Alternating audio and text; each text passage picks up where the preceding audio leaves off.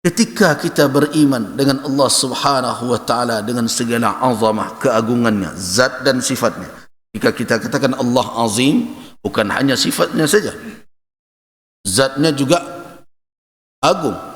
Ketika Allah katakan, kita katakan akbar, ingat ada 5 kalimat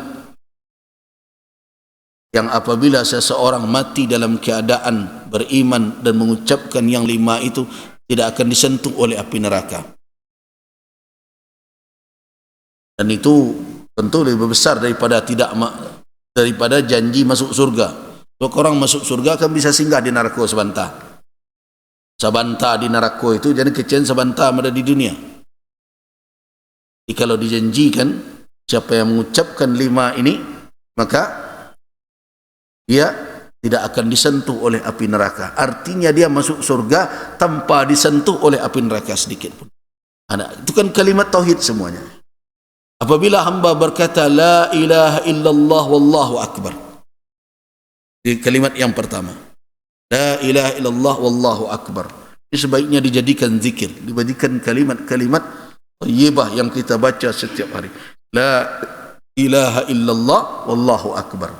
Ketika hamba berkata itu, apa kata Allah Subhanahu wa taala? Sadaqa abdi, benar hambaku, la ilaha illa ana wa ana akbar. Tidak ada ilah selain aku dan akulah akbar, kata Allah. Aku yang maha besar. Kemudian ketika hamba berkata la ilaha illallah wahdah, ini kalimat yang kedua, la ilaha illallah wahdah, tidak ada ilah melainkan hanya Allah satu-satunya. Apa jawaban Allah? Benar hambaku, la ilaha illa ana wahdi, tidak ada Tuhan yang berhak disembah melainkan aku satu-satunya. Kemudian kalimat yang ketiga apa? La ilaha illallah la syarikalah. La ilaha illallah la syarikalah. Hadis sahih. La ilaha illallah la syarikalah. Ketika hamba berkata itu, apa jawaban Allah? Benar hambaku, sadaq. La ilaha illa ana la syarikali. Tidak ada ilah, tidak ada Tuhan selain aku, dan tidak ada sekutu bagiku. Yang keempat apa? La ilaha illallah lahul mulku wa lahul hamd. Ketika hamba berkata la ilaha illallah lahul mulku wa lahul hamd, Allah menjawab, benar hambaku, la ilaha illa ana liyal mulku wa liyal hamd.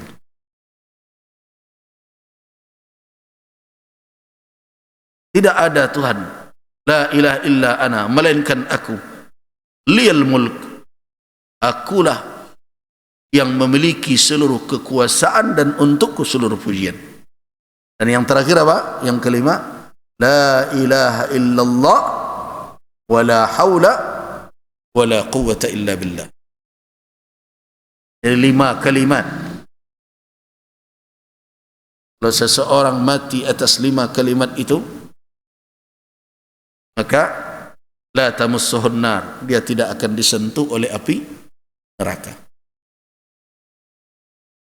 Nah, itu lebih besar imbalannya dibandingkan masuk surga saja. Ada amal yang dijanjikan masuk surga, bisa jadi seseorang masuk surga tetapi ada proses dahulu. Tapi ini tidak dijanjikan oleh Nabi, tidak disentuh oleh api neraka. Ini kalimatnya la ilaha illallah wallahu akbar, la ilaha illallah wahdah, la ilaha illallah la syarikalah, la ilaha illallah lahul mulku wa lahul hamd, la ilaha illallah wa la hawla wa la quwwata illa billah. 5. Nah, coba perhatikan, seluruhnya adalah tauhid, ketauhidan yang sebenarnya mengantarkan kita kepada hakikat, mulai dari kibriya Allah, akbarnya Allah, baik zat dan sifat. Jangan dikatakan hanya sifat saja, zat Allah maha besar. Kita tidak bisa membayangkan besarnya kursi, sedangkan kursi halaqah cuma hanya bagaikan lingkaran kecil di arasy Allah. Kalau dibandingkan besar. Nah, betapa besarnya arasy. Dan itu adalah akbar, yang paling besar dari makhlukat, dari ciptaan Allah Subhanahu wa taala. Terus bagaimana kita mengatakan ketika Allah mengatakan istawa, dia beristiwa di atas arasy, kemudian kita perdebatkan apa? Kita perdebatkan berarti dia kalau di atas tidak di bawah. Yang di bawah itu dalam genggamannya juga. Karena itu yuhitu. Allah muhit. Muhit bukan hanya dengan ilmunya saja, tapi muhit dengan zatnya. Sebagaimana nanti di hari kiamat tidak ada yang lolos dari genggaman Allah Subhanahu wa taala. Karena itu wal ardu jami'an. Jadi ketika Allah katakan dia fawqas sama, di atas langit, dikatakan istawa 'alal arsy, bukan berarti dia tidak atau berarti dia tidak menjangkau bahagian bawah dalam arah manusia. Sama dengan nuzul. Allah turun ke langit dunia. Ada yang mengatakan kalau Allah turun ke langit dunia berarti Allah masuk ke dalam makhluk.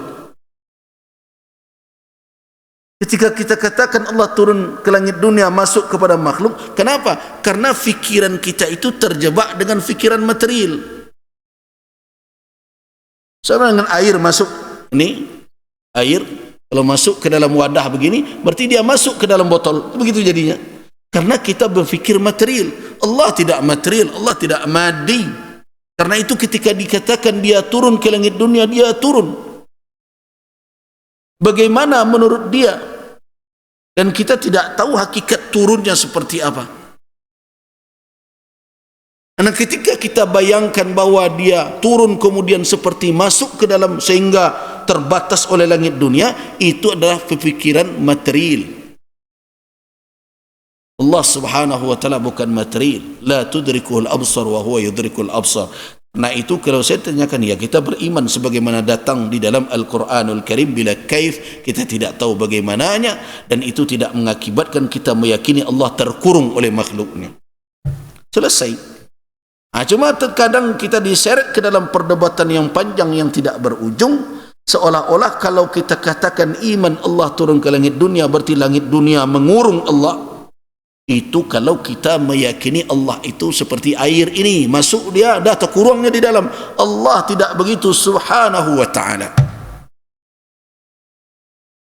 Terus turun, ya dia katakan turun aman Nabi. Bagaimana turunnya Allahu a'lam.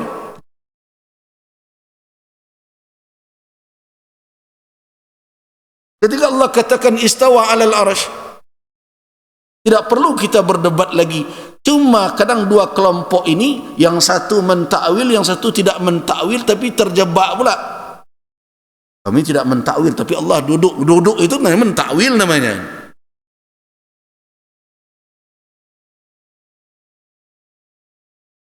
Allah Subhanahu wa taala mengatakan istawa 'ala arsyihi, sudah. Katakan istawa 'alal arsy.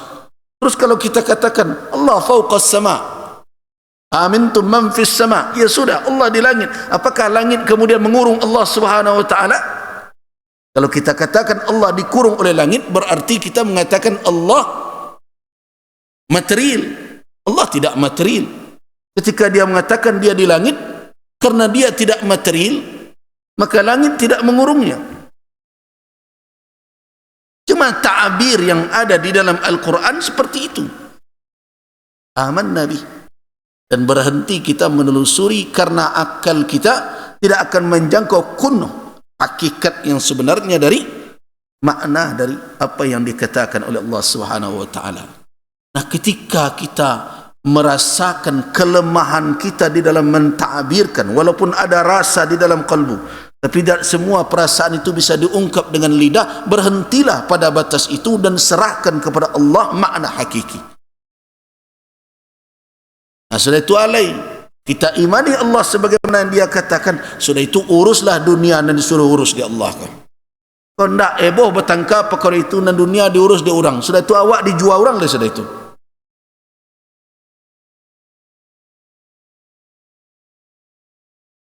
Saya berharap perdebatan seperti itu tidak diperpanjang. Kenapa? Jangan-jangan ada orang yang sengaja untuk menyalakan pertengkaran itu supaya semakin bergejolak Nah, ada yang lain yang sedang dikejar oleh orang agar umat Islam lalai dengan kondisi dirinya. Boh jodoh sebentar membuat perdebatan.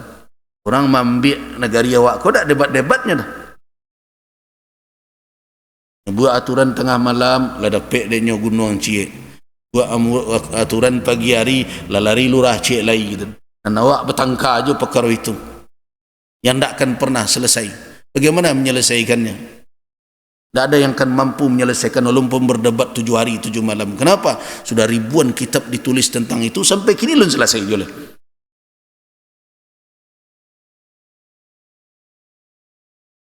Jadi kita kembali kepada apa? Keagungan Allah Subhanahu wa taala. Nah, keagungan Allah Subhanahu wa taala kalau kita perhatikan dengan alat indrawi kita, kita hanya menampak ayat dari azamatihi. Ayat petunjuk-petunjuk tentang keagungannya. Dan ingat, ayat apa yang terlihat oleh manusia sebagai bukti kebesaran Allah Subhanahu wa taala jangan dikatakan menunjukkan hakikat kebesaran, tidak, hanya menunjukkan sebahagian, karena itu min ayatina. Ada orang dalam mengaji hakikat lah tampak dia nyosadonya nyo tahu Allah ba'a sebenarnya, bohong. Kenapa bohong? Karena yang pertama, alat yang ada pada manusia, apakah itu akal ataukah qalbu, jangan dikatakan tidak terbatas. Jangan dikatakan tidak terbatas. Qalbu insan pun ada keterbatasan. Walau bagaimanapun ketika dia dinisbahkan kepada makhluk, makhluk itu ada had, ada batasan.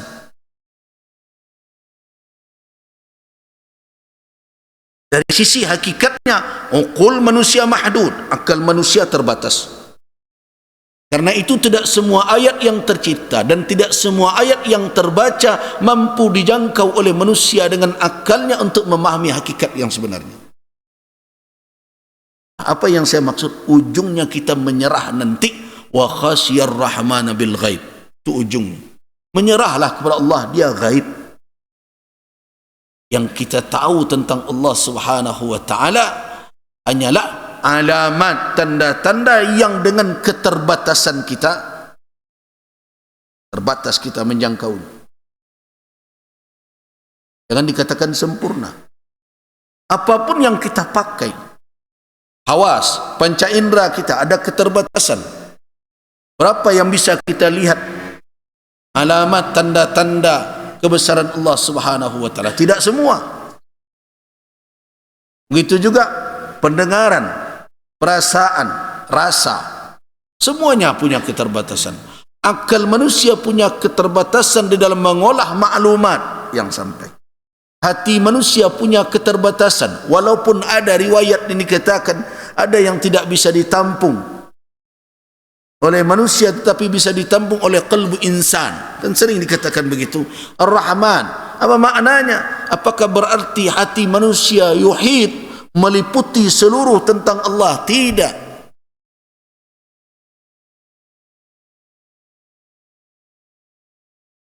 Namun keterbatasan kita di dalam menjangkau alamat, menjangkau ayat-ayat Allah itu telah cukup mengantarkan kita kepada menghilangkan keraguan akan Allahu Akbar.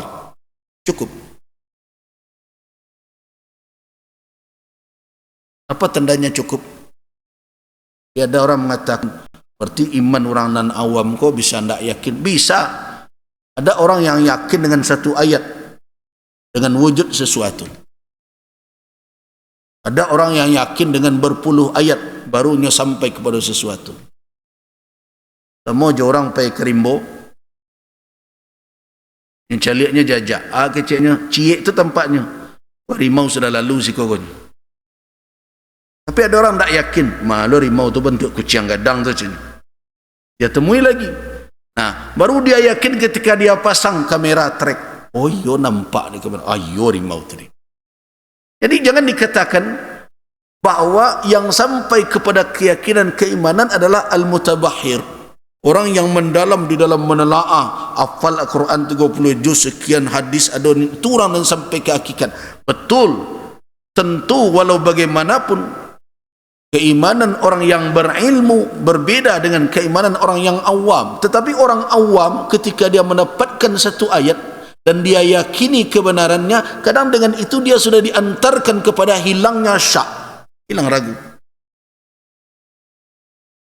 Jadi jangan merasa bahwa kemanapun kita kuliah lah sekian awak berarti yakin kita lebih kuat daripada orang yang tidak belajar SS itu. Belum tentu. Nah, ada orang yang hilang keraguannya dengan apa? Dengan satu ayat. Ada orang dalam 100 ayat di hadapannya ragunya terus. Kalilah orientalis. Apa nak dibacanya? Kitab ana nak ditelaahnya. Tapi lain sampainya kepada kalimat la ilaha illallah, tidak. Jadi bedakan tingkatan keimanan dengan hilangnya syak. Apakah orang yang hanya belajar 1, 2 petunjuk Allah kemudian hilang keraguan? Bisa. Nah, karena itu yang perlu kita yakini ketika kita memandang diri kita dengan segala kelalaian, dengan segala kekurangan kita, kemaksiatan yang kita lakukan, agar kita bisa kembali kepada Allah Subhanahu wa taala, agar kita bisa meminta Allah, gantilah kemaksiatan yang saya buat dengan penyesalan dan taubat yang saya lakukan dengan mahabbah, dengan kasih sayang Engkau ya Allah. Apa yang perlu dihadirkan adalah hilangkan syak, hilangkan keraguan dengan Allah Subhanahu wa taala, raghma, walaupun kita tidak melihat Allah dengan pandangan mata. Itu dikatakan wa khasyar rahmana bil ghaib, dia takut dengan Allah walaupun dia tidak melihat Allah. Allah gaib dari pandangan mata dia, dari jangkauan indera dia, tetapi dia bisa kembali biqalbin munib, dengan hati yang penuh harap rahmat dan kasih sayang Allah Subhanahu.